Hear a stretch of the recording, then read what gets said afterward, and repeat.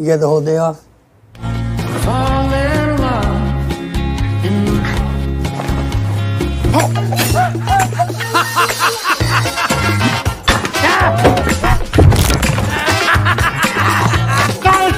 I can take him off. Oh God. Oh God.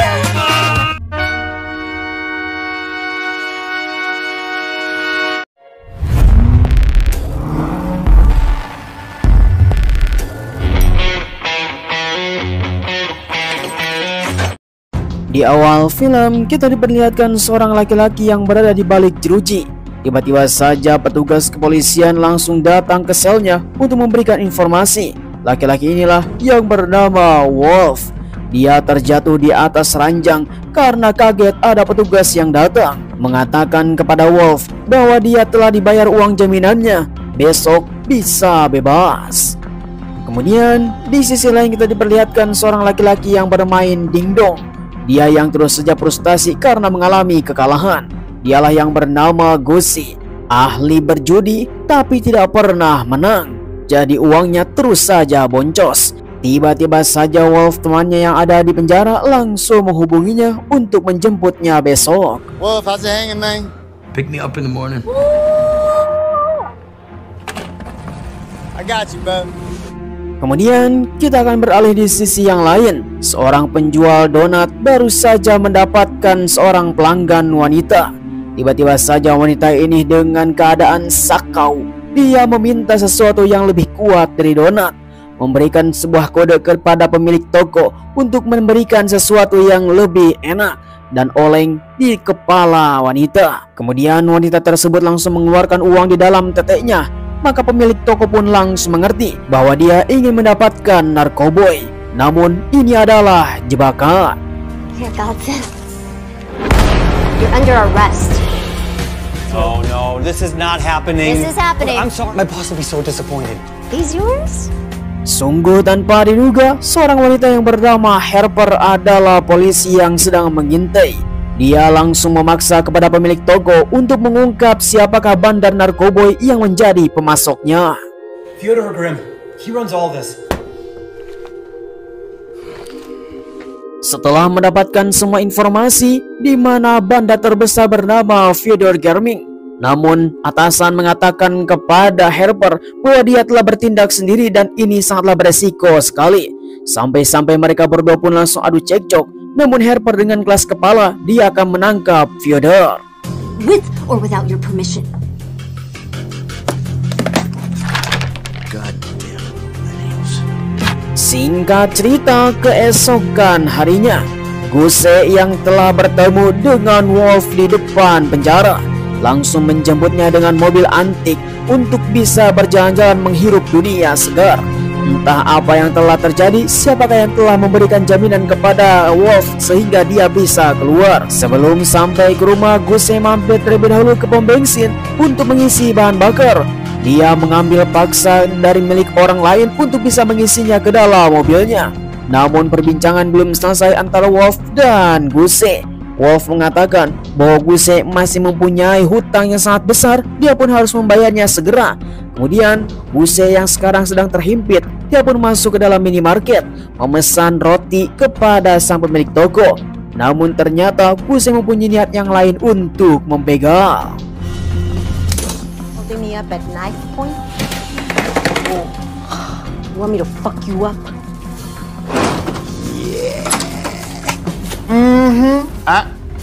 Yo, you're a fucking lunatic, man. Memang kocak sekali si Guse dengan mudahnya mengambil uang dari pemilik toko.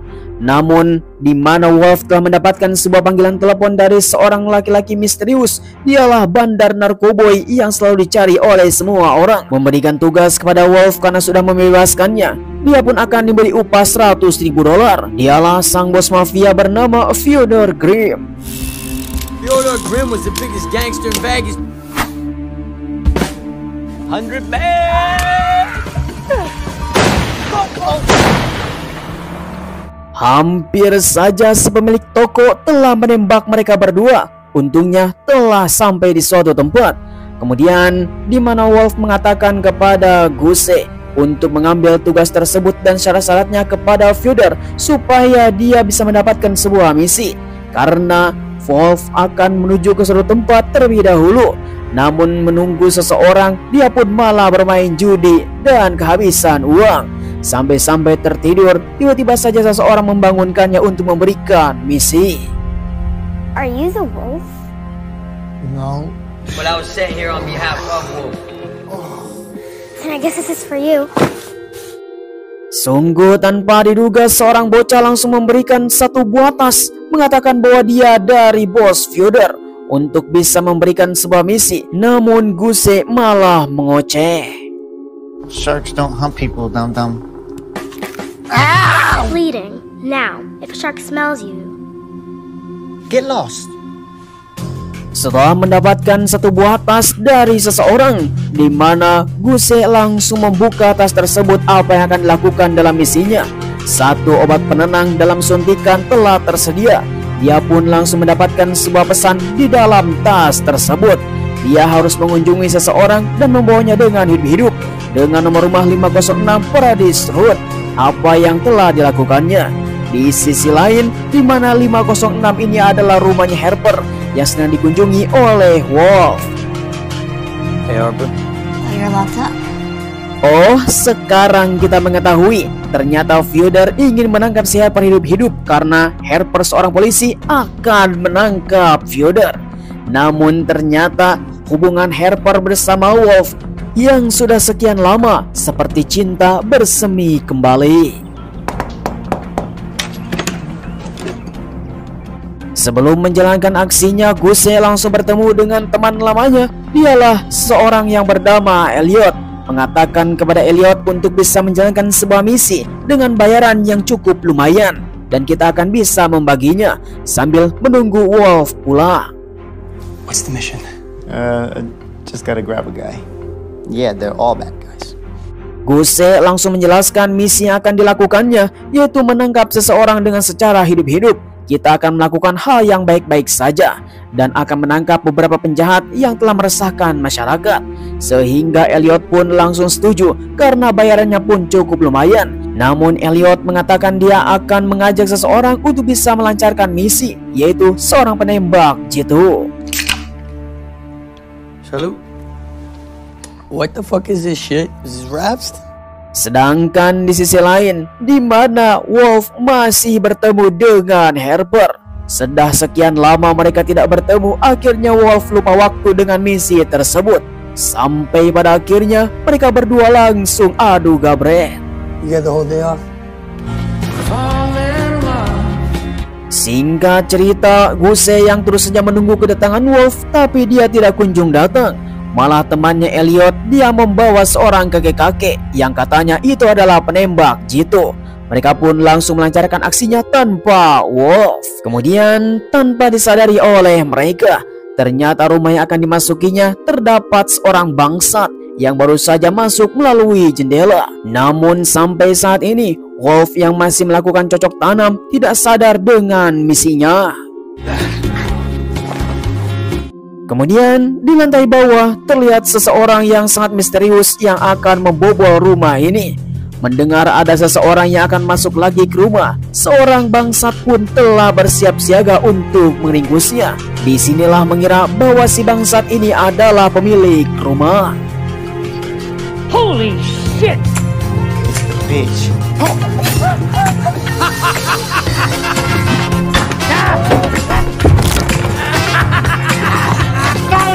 I can take him off. Oh God! Saking kencangnya irama bercocok tanam mereka berdua, tidak sadar bahwa di bawah terjadi kerusuhan. Mereka semua telah bertarung secara habis-habisan, sehingga mereka semua telah enak tenan, tidak melakukan apapun untuk bisa menenangkan pikiran.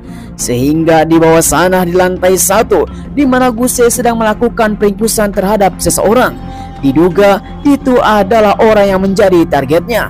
Padahal itu adalah si bangsat yang akan membobol rumah ini. Sampai pada akhirnya mereka mendapatkan sebuah masalah. Tas yang telah menjadi targetnya malah tertinggal di rumah. Inilah situasi menjadi bahaya. No shit, dumbass. Got detained? Like detained by cops? Singkat cerita, keesokan harinya mereka semua telah membawa si bangsat ke rumahnya Elliot untuk bisa diinterogasi dan menunggu kedatangan Wolf yang sampai sekarang belum bisa dihubungi. Si kakek mengatakan kita semua harus siap tenang untuk bisa menjalankan misi ini, jangan sampai terpengaruh dengan semua emosi. Namun Guse yang sekarang tidak mau ambil pusing, dia akan mencabik-cabik si bangsat karena dia tidak sabar mendapatkan uang bayarannya. Namun terus saja di antara mereka langsung melakukan adu bacot hingga pada akhirnya Guse pun mulai emosi dan akan menghajar si kakek. You're full of shit. Come again? Boy, you pissing me off, My hearing aid's gone out. But forget it. Di tengah-tengah perbincangan yang sangat serius, tiba-tiba saja seseorang telah mengetuk pintu. Si kakek ditugaskan untuk membuka, sedangkan Guse dan Elliot menjaga si bangsat supaya bisa dikendalikan. Namun Elliot yang merasa kasihan kepada si bangsat, dia tidak bisa berbicara dan tertekan di mulutnya, sampai-sampai membuka penutup mulut. Tiba-tiba saja si bangsat berteriak, dia pun langsung diancam untuk dipotong lidahnya. Think you can fuck with me?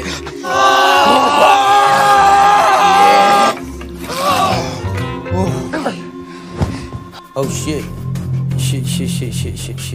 Sungguh tanpa diduga, ketika Wolf datang ke tempat ini, ternyata si Guse malah memotong lidahnya.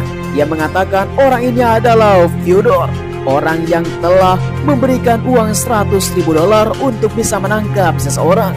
Mereka semua telah memberikan sebuah kesalahan yang sangat besar dan mereka telah menghajar bosnya sendiri. Dan ini adalah sebuah kekonyolan yang sangat kocak. Yo, God! Whoa! What the fuck is that? Fuck, you motherfucking fuck! Find the tongue. It's not here. Attached to your shoe. Memang kekonyolan yang sangat tragis. Akibat kebodohan si Guse malah motong lidah bosnya sendiri. Dia langsung melemparkannya kepada Wolf untuk bisa menyambungkannya kembali. Akan tetapi, ya mau bagaimana lagi? Jika nasi yang sudah menjadi rengginang, kita tidak bisa melakukan apapun. Sampai pada akhirnya mereka semua pun langsung panik. So where's the bag? Okay, I remember. It's on the floor of the house we grabbed him at. It's perfect. Ditambah lagi tasnya yang menjadi sebuah misi. Mereka semua telah meninggalkannya di rumah. Kemudian di mana Guse akan menjemputnya untuk bisa mengatasi ini semua supaya semuanya telah berjalan lancar. Bos Fyodor yang sekarang masih keadaan pingsan, di mana Wolf langsung memerintahkan kepada semua orang untuk membawa Bos Fyodor ke dapur. Dia harus bisa diselamatkan. Namun si kakek yang tuli, dia salah mendengar malah membunuh Bos Fyodor. Looking for him. When they don't find him, they're gonna come. I shot him in the gut.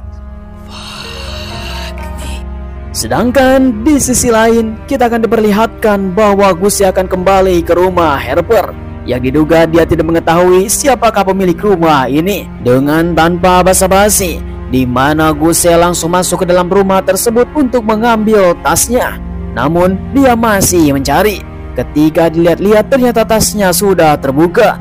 Tiba-tiba saja Harper langsung menodongkan senjata. Freeze! Put your hands behind your back. Sampai saat ini Guse tidak bisa berkutik karena dia telah diborgol. Namun ketika Harper lengah, Guse langsung kabur.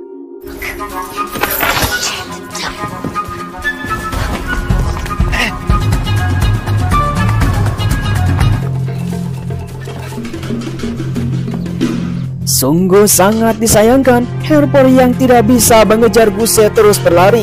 Dia melihat temannya yang sedang mengendarai mobil disuruh untuk pindah ke samping karena dia harus mengejar penjahat.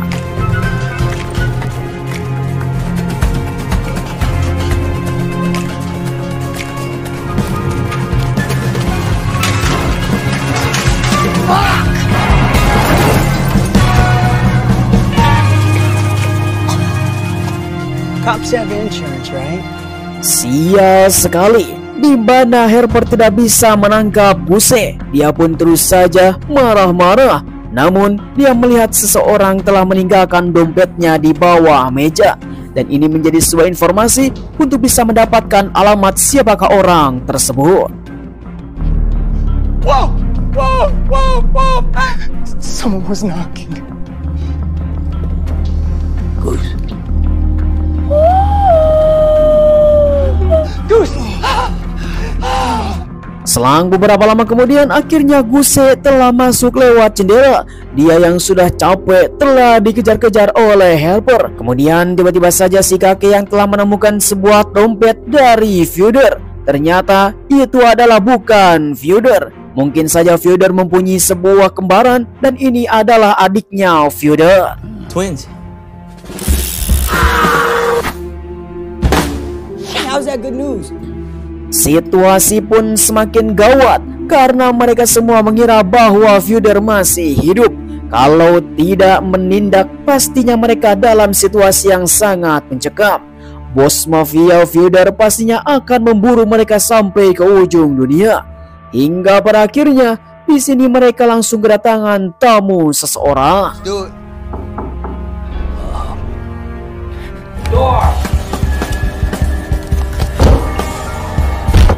Hey, buddy. Yes. Sungguh tanpa diduga, ternyata memang betul yang telah mereka bunuh adalah adiknya Fyodor, tetapi tidak menceritakan apapun kepada Fyodor, di mana mereka sekarang dalam bahaya. Mengira bahwa targetnya telah ada di dapur, sampai-sampai Elliot pun langsung terpisah. Well, my instructions not clear enough for you. You think? What were the instructions again? Kemudian Wolf langsung menjelaskan kepada bos bahwa dia telah menjelaskan semua misinya. Seseorang yang telah diinginkan ditangkap oleh Fyodor telah ada di tempat ini. Namun Elliot malah memakan lidah adiknya Fyodor. Let me see it. Anything else? Hey, stop! Stop! One more. Selang beberapa lama kemudian, ketika situasi sudah santai, di mana Fyodor ingin meminta siapakah yang telah dibawa ke tempat ini dan dia ingin melihatnya secara seksama sebagai misi yang telah diberikan oleh Fyodor kepada Wolf. Hingga pada akhirnya mereka pun langsung membawa seseorang, yaitu Guse, untuk menjadi kambing hitam. You're the guy. You're a cop.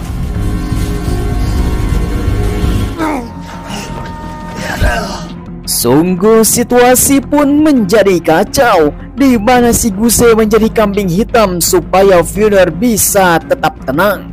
Mereka pun langsung memberikan sebuah obat bius kepada Guse karena mereka akan melakukan interogasi secara brutal. Do it.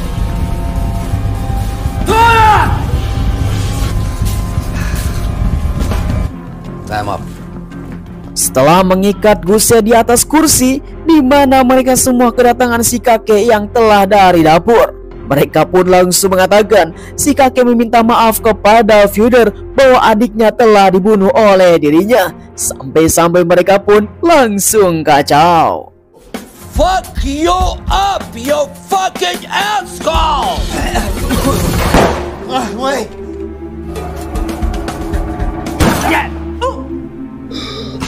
Wait. No. Situasi pun menjadi rumit, di mana Elliot malah tertembak oleh si kakek. Di mana Fyodor terus saja meminta kepada Wolf di manakah adiknya sekarang. Namun situasi tidak memungkinkan karena Elliot sedang keadaan sakaratul maut. Dia mau mati dan telah tertembak. Melihat cucunya telah tertembak, akhirnya si kakek pun malah bunuh diri. No, 52.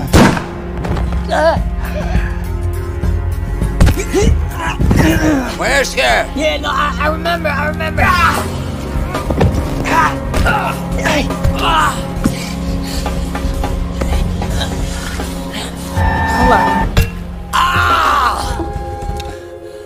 Untung saja Harper langsung datang. di mana mereka pun langsung mengatakan bahwa targetnya adalah Harper untuk mendapatkan $100.000 kepada Wolf. Malah ini menjadi sebuah pernyataan yang salah. Ketika sedang melakukan pembicaraan, tiba-tiba saja si kakek masih hidup dan menembak Fyodor.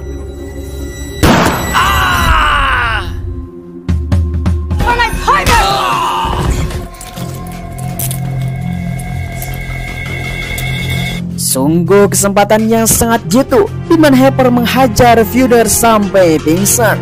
Mereka semua pun langsung menenangkan pikiran, entah apa yang dilakukan dalam hari yang sangat berat ini. Gara-garanya adalah Wolf malah memerintahkan kepada si Guse untuk menjalankan misinya, sedangkan Wolf malah bercocok tanam dengan si Harper. Mereka semua pun langsung sangat tercengung. Sampai pada akhirnya, tiba-tiba saja seseorang telah mengetuk pintu. Diduga itu ada Fyodor kembar 3. Bounty on his head is $500,000. Coming with you.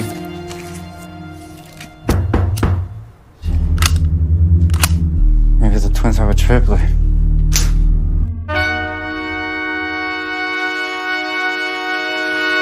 Ya, sayang sekali film pun telah berakhir. Bagaimana tanggapan para penonton setia KDAGC? Silahkan tulis di kolom komentar. Memang film yang sangat kocak, ya lumayanlah buat kita bisa bersenang-senang. Namun di dalamnya kita mendapatkan sebuah pelajaran. Ketika kita mendapatkan sebuah tugas, jangan sampai melempar tugas tersebut kepada orang lain yang bukan ahlinya, apalagi kita hanya ingin mendapatkan sebuah kesenangan semata. Seperti Wolf memberikan sebuah tugas kepada Guse, yang dimana si Guse masih saja teler dan berjudi, dan dia tidak bisa diandalkan. Sampai-sampai semua pun telah kacau balau. Memang mengerikan sekali. Saya ucapkan terima kasih bagi teman-teman yang sudah nonton dari awal sampai akhir. Jangan lupa like, komen, dan subscribe supaya kalian tidak ketinggalan film seru lainnya hanya bersama KDAGC. Sampai ketemu lagi di video selanjutnya.